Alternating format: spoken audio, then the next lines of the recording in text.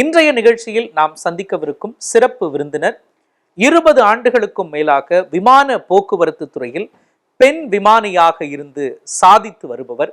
அது மட்டுமல்லாமல் கொரோனா நெருக்கடி காலத்தில் பல்வேறு உலக நாடுகளில் சிக்கி தவித்த நமது இந்தியர்களை தாய்நாட்டிற்கு மீட்டு கொண்டு வந்த வந்தே பாரத் மிஷனில் கமாண்டர் பைலட் திருமிகு சோனியா ஜெயின் அவர்கள்.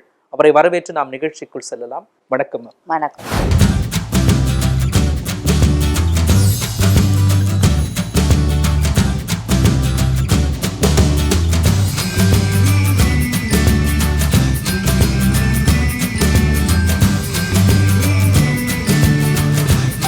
கொரோனா டைம்ல உங்களுடைய பணி அப்படிங்கிறது மகத்தான பணி அப்படின்னு நம்ம சொல்லலாம். அந்த வந்தே பாரத் மிஷன் பற்றியும் அதில் உங்களை நீங்கள் ஈடுபடுத்திக்கிட்ட பற்றி சொல்லுங்க. Vande Bharat mission as such government mission இருந்தது. ஸோ ஏர் இண்டியான்னு they took this decision to have this Vande Bharat mission and there were few pilots who were selected to operate these flights. Destination பார்த்தீங்கன்னா இது Singapore, Dubai, Muscat, Kuwait, Colombo, இங்கெல்லாம் போயிட்டு நம்ம Indians எங்கெங்கே stranded இருந்தாங்களோ we picked them up and got them back. So it was a risk for all of us. உங்களுக்கு எப்படி இருந்தது? நாங்கள் வந்து ஒரு பிபிடி கிட்னு இருக்கும். So top to bottom cover பண்ணிட்டு தான் நாங்கள் ஆப்ரேட் பண்ணுவோம் flights with the gloves and with the PPE kit on. So something which are not use to, it is not a comfortable thing to wear and operate. எவ்வளவு நேரம் அந்த PPE கிட்டோட throughout the flight? So if I'm going to Muscat and coming back, போறதுக்கு 3.5 hours, வரதுக்கு 3.5 hours, going to the airport, the entire like almost 10 hours minimum I was wearing that kit. So that was the protocol.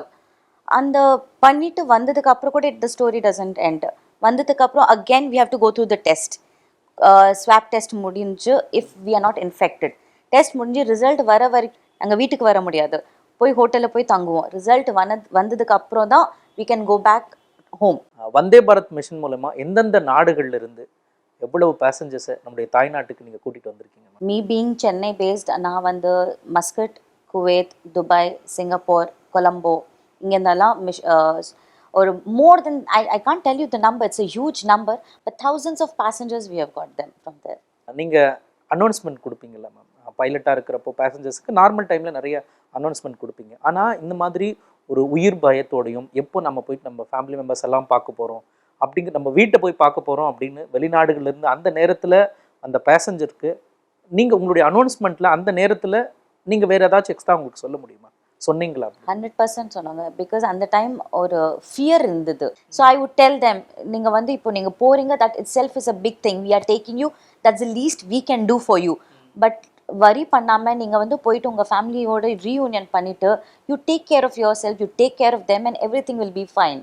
அந்த ஒரு நம்பிக்கை குரல் வந்து அந்த இதில் speaker மூலியமாக கேட்குறப்போ அவங்களுக்கு ஒரு புது கான்ஃபிடென்ட் கிடைக்கும். 100%. இந்த time what I saw was everyone wanted to go back home. வீட்டுக்கு போய் அம்மா பார்க்கணும், குழந்தை பார்க்கணும், ஹவு தே ஆர். கோவிட் வந்துருச்சுன்னா அவங்க எப்படி ஃபைட் பண்ணுவாங்க, that stress was there for everyone. வீட்டை விட்டு வெளியில் வர்றதுக்கு எல்லாருமே தயக்கப்பட்டிருந்த நேரத்தில் நீங்கள் அந்த நேரத்தில் எல்லா நாடுகளுக்கும் நீங்கள் போயிட்டு வந்திருக்கீங்க. ஃபர்ஸ்ட் டாக்கிங் அபவுட் இட், வீட்டிலேருந்து கிளம்புறதே ஒரு சேலஞ்சாக இருந்தது. தேவர் கொஞ்சம் பயம் அவங்களுக்கு, நீ எதுக்கு போகணும், வேறு எவ்வளோ பைலட்ஸ் இருக்காங்களேன்னு ஒரு ஃபர்ஸ்ட் தாட் வந்திருக்கு. நான் உங்களுக்கு அப்புறம் எக்ஸ்பிளைன் பண்ணால் தே காட் கன்வின்ஸ்டு, பரவாயில்லம்மா நீ போ, கோ டூ இட் ஃபார் த கண்ட்ரின்னு. அந்த மாதிரி நீங்கள் கொரோனா டைம் ரொம்ப பீக்கில் இருந்த டைமில் நீங்கள் வீட்டுக்கு வரணும் அப்படிங்கிறப்போ இங்கே எப்படியெல்லாம் மிஸ் பண்ணீங்க? ஒன்று வந்து நான் வீட்டுக்கு வந்ததுக்கு அப்புறம் கூட நான் குவாரண்டைன் இருந்தேன். ஏன்னா எங்கள் வீட்டில் ஒரு 13 பீப்புள் இருக்காங்க. என் ஹஸ்பண்டோட பாட்டி, she is like 85 to a 2-year-old child.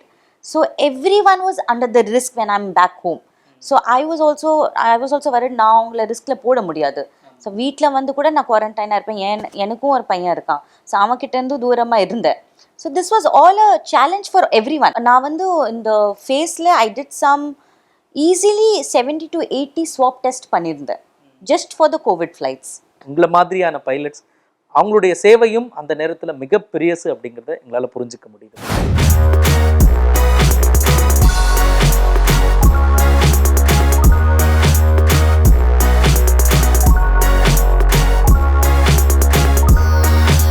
உங்களுடைய இந்த விமானத்துறையில் உங்களுடைய ஆரம்பம் எங்கிருந்து ஆரம்பிச்சது?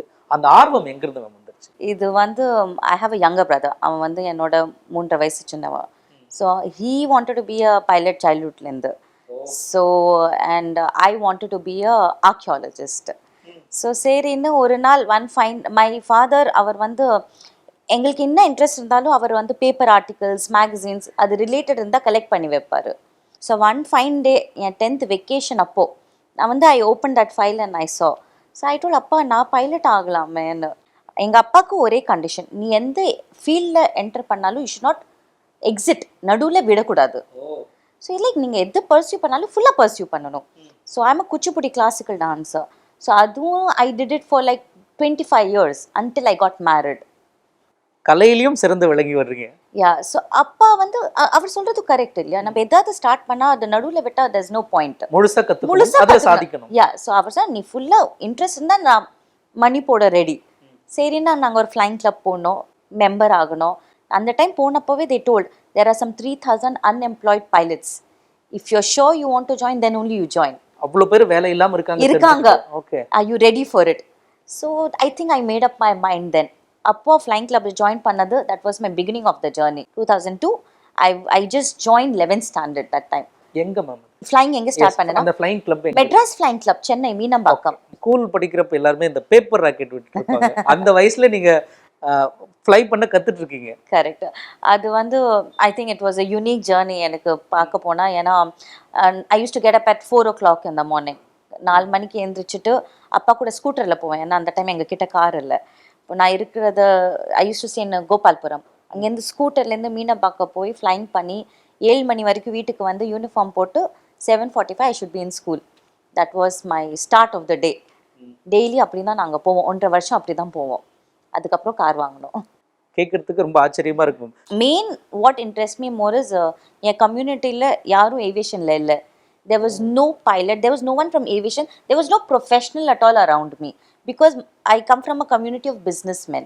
ஜெயின் சமூகத்தில் இருக்கிறவங்க எல்லாருமே அப்பாவோட பிஸ்னஸ் அப்படியே டேக் ஓவர் பண்ணிட்டு அடுத்த லெவலுக்கு கொண்டு போகணும் அப்படின்னு நினைப்பாங்க. ஆனால் நீங்கள் விமானத்துறையில் சாதிக்கணும், அதுவும் ஒரு பெண்ணாக இருந்து அந்த நேரத்தில் சாதிக்கணும்னு முடிவெடுத்தப்போ ஃபேமிலி சப்போர்ட்டும் உங்களுக்கு கிடைச்சிருக்கு.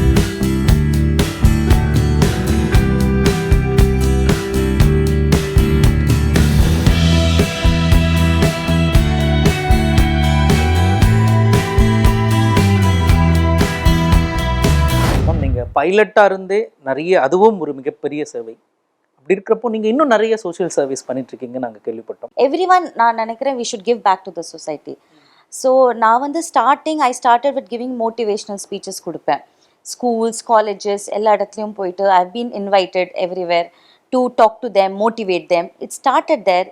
அதுக்கப்புறம் I joined an organization called Young Indians, sexual abuse for small kids. So போய் அவேர்னஸ் ப்ரோக்ராம்ஸ் ஃபார் தெம், ஸ்கூலில் போய் அவங்கள எஜுகேட் பண்ணணும். பீப்புள் வித் டிசபிலிட்டிஸ் அவங்களுக்கு வந்து நாங்கள் என்ன பண்ண முடியுமோ அவங்களுக்காக ஹெல்ப் பண்ணணும், அவங்கள என்கரேஜ் பண்ணணும், அவங்கள வந்து நம்ம சொசைட்டியில் இன்க்ளூட் பண்ணணும். கால் inclusiveness. Now that is a whole agenda I am doing with right now. Ma'am, இப்போவும் புதுசாக ஒருத்தர் ஃப்ளைட்டில் போகும்பொழுது ஒரு பயம் உள்ளுக்குள்ளே இருந்துகிட்டே இருக்கும், ஏதாச்சும் ஆயிடுமோ அப்படிங்கிற ஒரு பயம் இருந்துகிட்டே இருக்கும். அதே மாதிரி உங்களுடைய லைஃப்பில் நீங்கள் பைலட்டாக இருக்கும் பொழுது ஒரு பெரிய ஆக்சிடென்ட் நடக்க இருந்திருக்கு, அதிலிருந்து நீங்கள் மீண்டு வந்திருக்கீங்க, பேசஞ்சர்ஸும் காப்பாற்றிருக்கீங்க. அந்த சம்பவத்தை பற்றி சொல்லுங்கள். சரி, இந்த சம்பவம் வந்து it happened I think 7-8 years back.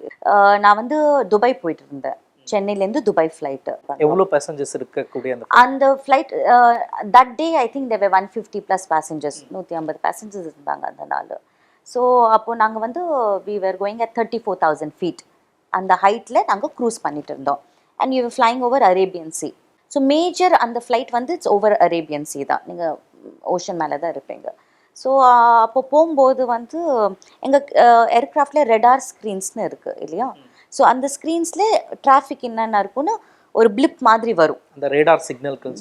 ஆமாம், ஒரு பிளிப் மாதிரி வரும். எந்த ஏர்க்ராஃப்ட் உங்கள் பக்கத்தில் இருந்தால் அது காமிக்கும். சரிங்களா. அப்போ ஜென்ரலி நாங்கள் வந்து ஒரு டைரெக்ஷனில் ஈவன் லெவல் சொல்லுவோம். நான் 34,000 போனால் ஆப்போசிட் டைரெக்ஷனில் வராங்க ஆட் லெவலில் வரணும். 35,000 இல்லாட்டி 33,000. அதுக்கு கீழாவோ இல்லாட்டி மேலே. ஆமாம். ஸோ எதிர்க்கே ஒரு ஏர்க்ராஃப்ட் வந்துட்டு இருந்தது, ரெடாரில் தெரிஞ்சுது. சரிங்களா. ஆனால் that was also coming at 34,000 feet. அதுவும் சேம் லெவலில் ஹெட் ஆன் வந்துட்டு இருந்தது. இப்படி புரிஞ்சுக்கலாமா? நேரா இப்படி எக்ஸாக்ட்லி இது இப்படி வந்துட்டு இருந்தது. ஆனா அது இப்படி வரக்கூடாது. இட் ஷுட் பி அபவ் இல்லாட்டி பிலோ. அப்போ it alerted me and I alerted my colleague also. நாங்கள் 2 பேர் காக்பிட்ல இல்லையா. So both of us got alerted. இப்போது டிராஃபிக் ஹெட் ஆன் வந்துடு. இப்போது நாங்கள் வந்து we were contact with Muscat control. நாங்கள் ரேடியோ கம்யூனிகேஷன் பண்ணுறோம் இல்லையா, we were talking to Muscat. அப்போ நான் மஸ்கட் கண்ட்ரோலில் கேட்டேன், சார் இது ஏர்க்ராஃப்ட் தெரியுது ரெடாரில், what aircraft is this, traffic head on வந்துட்டு இருக்கு. நான் இப்போ நாங்கள் சொல்கிற ஸ்பீடில் அந்த ஸ்பீட் இன்டூ 20 நீங்கள் பண்ணலாம். அந்த ஸ்பீடில் பேசிக்லி நாங்கள் க்ளோஸ் இன் பண்ணுறோம். ஆமாம். ஸோ ஃபர்ஸ்ட் நாங்கள் உங்ககிட்ட கேட்டோம், நாங்கள் வந்து கிளைம் பண்ணலாமா, டிசென்ட் பண்ணலாமா. மீன் டைம் அவங்க வந்து அந்த மேலே போகலாமா கீழே போகலாமா, இல்லாட்டி சைட் லெஃப்ட் ரைட் கூட பண்ணலாமா, அவங்கள கேட்டு தான் பண்ணி ஆகணும். ஏன்னா தெர் இஸ் ஏர்க்ராஃப்ட் எவ்ரிவேர். ஏரில் ரைட்லையும் ஏர்க்ராஃப்ட் இருக்குது, லெஃப்ட்லையும் இருக்குது, மேலும் இருக்குது, கீழே இருக்குது. You can turn anywhere you want. உங்கள் இஷ்டப்படி நம்ம டேர்ன் பண்ண முடியாது. அவங்க பெர்மிஷன் கொடுத்தா தான் நம்ம டேர்ன் பண்ண முடியும். Air space that's called. We came very close. அப்போ அந்த வார்னிங் வரப்போ காக்பிட்டில் வந்து சவுண்ட், லவுட் சவுண்ட் வரும். First a warning sound, lights, red lights flash ஆகும். And you will be like there's a emergency situation. Immediately we have to take over. In 2 seconds if I don't react, it will collide. என்ன பண்ணீங்க ma'am? Auto பைலட்னு நாங்கள் ஆட்டோ பைலட்டில் இருப்போம். So we have to disconnect the autopilot and put the aircraft down. ஏர்க்ராஃப்டை கீழே போட்டேன். அப்போது we just, if the aircraft is coming like that, we just escaped like that. Ma'am இது யோசித்து பார்க்கறதுக்கே ஒரு மாதிரி சிலிர்க்குது மேம். அந்த ஏர்க்ராஃப்ட் கண்ணுக்கு முன்னாடி அப்படி வரப்போ இன்னும் அப்படி இருக்கும். I don't know what you call it, but you can see the death coming to you. அந்த அந்த சாகன் கண்ணுல பார்க்குற தருணமா? It is there, it's right there, and you just have 2 seconds to react. Exactly. To நிறைய பேர் வந்து அந்த சிச்சுவேஷன்ல freeze ஆயிடுறாங்க. Even when you think about it, you will freeze. என்ன பண்ணலான்னு, என்ன ஆகும், and your hands, legs will not work. இங்க வந்து ரியாக்ட் பண்ண முடியாது சில சமயம். But thankfully we are trained for it. அந்த நேரத்துல பேசஞ்சர்ஸ்க்கு தெரியுமா மேம் இது நடந்ததுன்னு? நோ, உங்களுக்கு தெரியாது. இப்போ உங்க மூலியமா தான் தெரியும். உங்களுக்கு தெரியாது. And we don't tell them, ஏன்னா it will scare them on a general notice. Most riskful jobs சொன்னீங்கன்னா first is mining, second is aviation. அந்த மாதிரி நீங்க ஒரு பைலட் விமனா இருக்கிறப்போ, நீங்க ஒரு அனௌன்ஸ்மெண்ட் கொடுக்கறப்போ பேசஞ்சர்ஸோட ரியாக்ஷன் எல்லாம் எப்படி இருந்திருக்கு? நான் இப்போ இவ்வளோ ஃப்ளைட்ஸ் எடுத்திருக்கேன், but I will say that the public is very proud to hear a lady from the cockpit. ஏன்னா அது ரொம்ப ரேர் இல்லையா. அட்லீஸ்ட் இப்போது லாஸ்ட் ஃபியூ இயர்ஸில் கொஞ்சம் நம்பர்ஸ் கூடி இருக்கு. ஆனால் ஓவராலாக பார்த்த போனால் 10% தான் lady pilots in the world, and the maximum R from India. So that is a very proud thing. 100%. At least everyday நான் ஃப்ளைட்டுக்கு போனால் 2 பேராவது வந்து மீட் பண்ணிட்டு பர்சனலாக காம்ப்ளிமெண்ட் பண்ணி போவாங்க. இப்போது சில சமயம் ஓல்ட் லேடிஸ் கூட வந்து சொல்லுவாங்க, சில குழந்தைங்க வருவாங்க, that we want to become like you, please tell us what to டூன்னு. நிறைய ஸ்டூடெண்ட்ஸ் வருவாங்க who get motivated, inspired. There lot of mothers சொல்லுவாங்க, உன்னை பார்த்து என் பொண்ணையும் பைலட் ஆகணும்னு ரொம்ப ஆசைப்படுறேன். And there are lot of people வந்து செல்ஃபி எடுப்பாங்க, ஃபோட்டோ எடுப்பாங்க, ஆட்டோகிராஃபும் எடுப்பாங்க. இப்போ டாக்டர் ஆகணும்னா நீட் எழுதணும், இது படிச்சு இப்படி வரணும், இன்ஜினியர் ஆகணும்னா இப்படின்னு ஒரு எல்லாருக்குமே ஓரளவுக்கு தெரிஞ்சிருக்கு. பைலட் ஆகணும்னா என்ன பண்ணணும்? ஓகேங்க, பைலட் ஆகணும்னா ஃபர்ஸ்ட் பேசிக் வந்து 11th and 12th maths physics is compulsory. இப்போ யாராவது ஆர்ட்ஸ் எடுத்திருக்காங்கன்னா கூட நீங்கள் வெளியிலேருந்து மேத்ஸ் சயின்ஸ் கோர்ஸ் பண்ணிட்டு ஜாயின் பண்ணலாம். 10th plus should be the basic requirement to start flying. 12th pass commercial லைசன்ஸ்க்காக 12th பாஸ். ஏஜ் 18 வந்து compulsory. 16 for private pilot licence, 18 for commercial pilot licence. இப்போது ஏவியேஷன் ஜேர்னி ஸ்டார்ட் பண்ணணும்னா second வந்து medical test. நீங்கள் வந்து medical test pass பண்ணணும். அதுக்கப்புறம் you can join a flying institute, a flying club. நீங்கள் வந்து உங்கள் ஃப்ளைங் ட்ரைனிங் அங்கே ஸ்டார்ட் பண்ணலாம். ஃப்ளைங் பண்ணுற அப்போது simultaneously you have to do technical papers. அப்படியே இருக்கு technical papers. So there is theory and practical.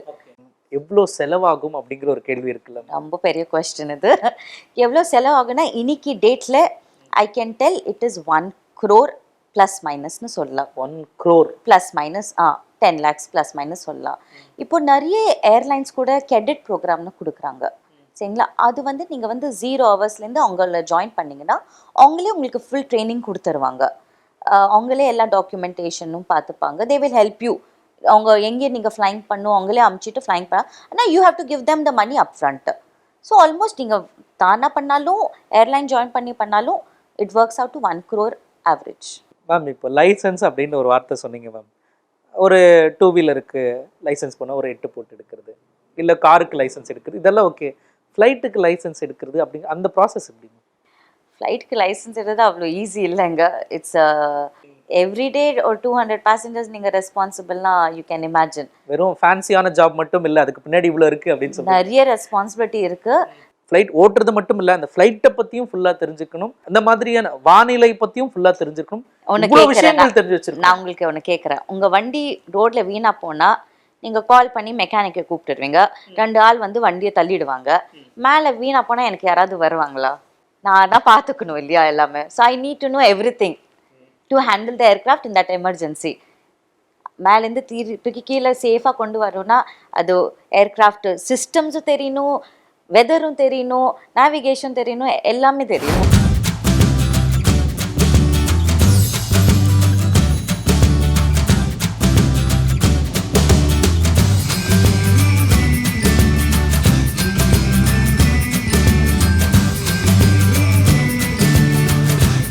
Ma'am, இங்கேருந்து ஒரு மதுரை போகணும் அப்படின்னா பஸ்ஸில் ஒரு 6 hours to 8 hours ஆகும்.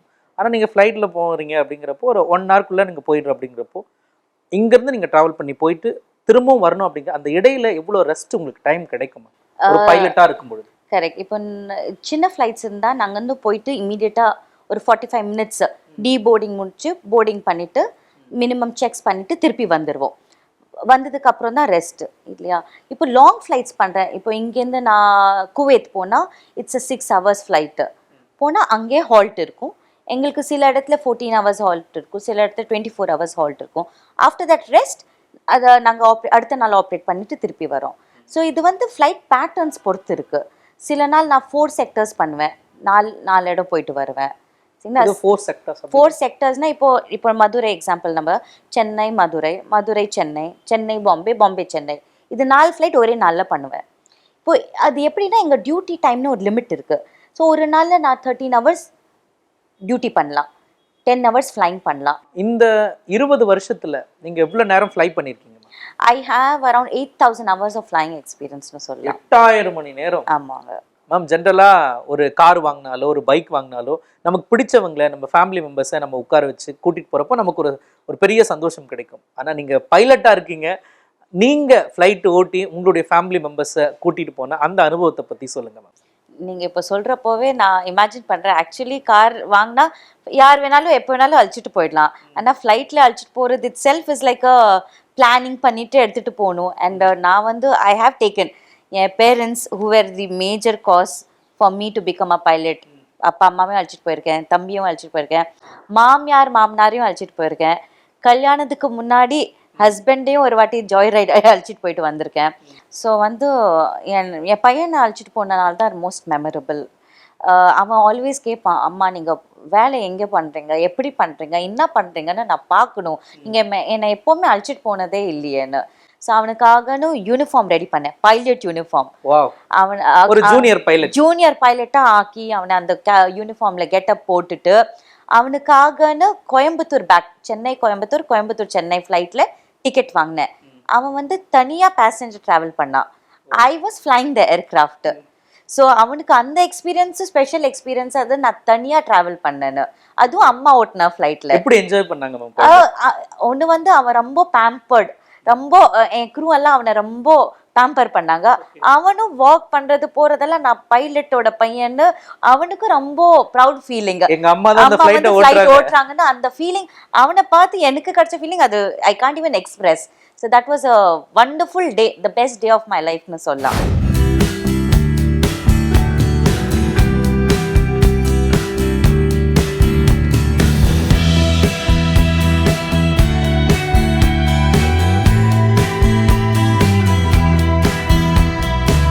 இவ்வளோ சவால்களை கடந்த உங்களுக்கு கிடைத்த அந்த அங்கீகாரங்கள் பற்றியும் அவார்ட்ஸை பற்றியும் சொல்லுங்க மேம்.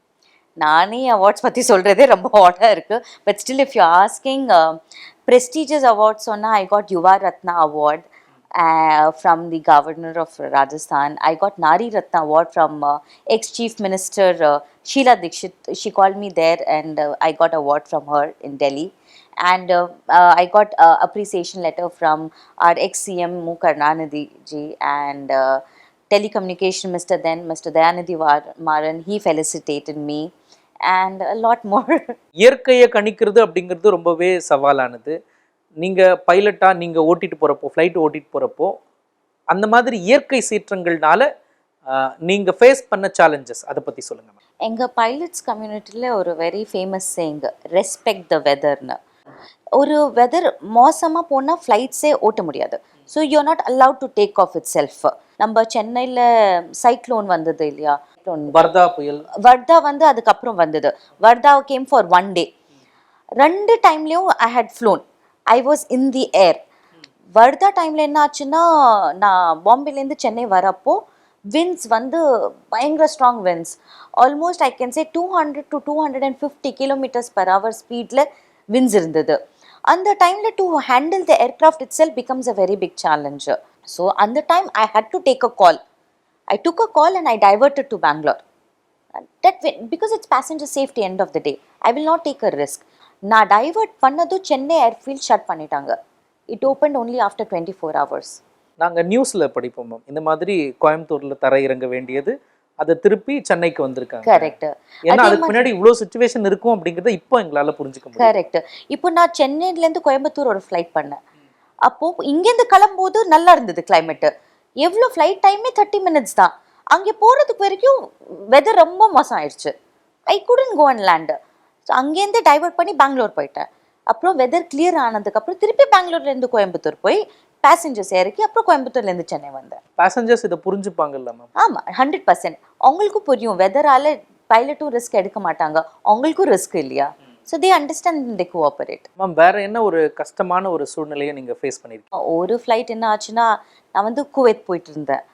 அந்த டைம் வந்து 1 hour before landing Kuwait airport சொன்னாங்க, குவைத் ஏர்போர்ட் நாங்கள் க்ளோஸ் பண்ணிட்டோம், நீங்கள் எங்கே வேணாலும் டைவர்ட் பண்ணிக்கோங்க. ஏன் பார்க்க போனால் அங்கே சாண்ட்ஸ்டார்ம் வந்துருச்சு.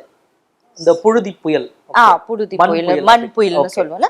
பீங் டெசர்ட் ஏரியா, அங்கே வந்து சாண்ட்ஸ்டார்ம்ஸ் ஆர் வெரி காமன். பாலைவன பகுதி. ஆமாம் ஆமாம், சாண்ட்ஸ்டார்ம் வந்துருச்சு, நீங்கள் டைவர்ட் பண்ணிக்கோங்க. இப்போ நாங்கள் டைவர்ட் பண்ணிட்டு தமாம் போயிட்டு லேண்ட் பண்ணோம். தமாம் போயிட்டு லேண்ட் பண்ணோன்னு அந்த சாண்ட்ஸ்டார்ம் கேம் டு தமாம். ஓ, அங்கேயும் வந்துருச்சு. அங்கே வந்துருச்சு, மூவ் ஆயிட்டு தமாம்க்கு வந்துருச்சு. என்ன ஃபுல்லாக பிளாக் அவுட் ஆயிடுச்சு சாண்டால. ஆனால் நாங்கள் வந்து அந்த டோர்ஸ் விண்டோஸ் எதுவுமே திறக்க முடியல. ஸோ பிகாஸ் அந்த நம்ம ப்ரீத் பண்ணாலே இட்ஸ் டேஞ்சரஸ். ஸோ நாங்கள் வந்து டோர்ஸ் விண்டோஸ் 2 hours க்ளோஸ்ட் வச்சோம். ஓப்பன் பண்ணாம பேசஞ்சர்ஸ் உள்ளே இருக்காங்க, நாங்களும் உள்ளே இருக்கோம், அப்படியே க்ளோஸ் பண்ணி பார்க் பண்ணி வெயிட் பண்ணிட்டு இருந்தோம் for the weather to clear. ஆனால் லேண்ட் ஆயிட்டீங்கன்ற ஒரு லேண்ட் ஆயிட்டோம். ஆமாம், எங்கள் லக்கு நாங்கள் லேண்ட் ஆயிட்டோம். அதுக்கப்புறம் அந்த சாண்ட்ஸ்டார்ம் கிளியர் ஆனதுக்கு அப்புறம் தான் திருப்பி இங்கேருந்து குவைத்து போய் பேசஞ்சர்ஸ் இறக்கணும். ஆனால் அந்த நாள் it was my longest flight in the history. இவ்வளோ நேரம் உங்கள் கூட பேசினதில் ஒரு லேடி பைலட்டாக நீங்கள் இருந்து இந்த 20 வருடங்கள் உங்களுக்கு கிடைச்ச இந்த அனுபவங்கள் பற்றியும், எதெல்லாம் நம்ம பைலட் ஆகணும்னா தெரிஞ்சு வச்சுக்கணும் அப்படிங்கிற நிறைய விஷயங்கள், ஒரு மோட்டிவேஷனல் ஸ்பீச் கேட்ட மாதிரி இருந்தது. உங்களுடைய சாகச பயணம் தொடர ஃபீனிக்ஸ் மனிதர்கள் குழு சார்பாக வாழ்த்துக்கிறோம்.